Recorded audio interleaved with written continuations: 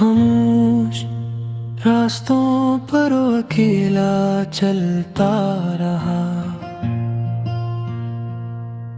टूटे ख्वाब आँखों में दिल बस संभलता रहा।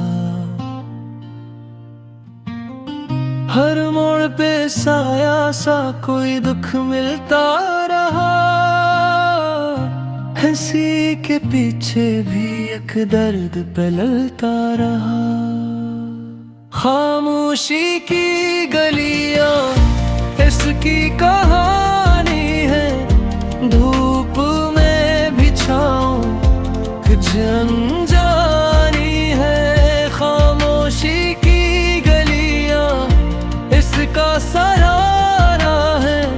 सन्नाटे में छुपे राज गहरे नजारे हैं।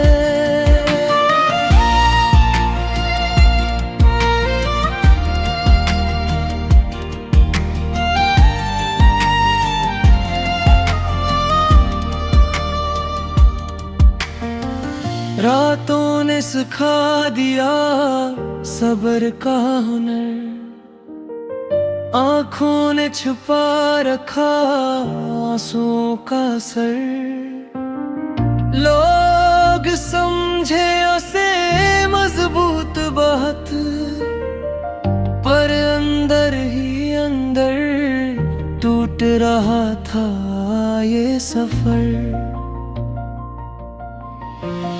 वक्त ने भी इससे नजरी चुरा ले। खुशियों ने आकर भी राहें बदल ले। फिर भी वो चुप रह कर सब सहता गया। खामोशी में ही वो खुद को ढूंढता गया।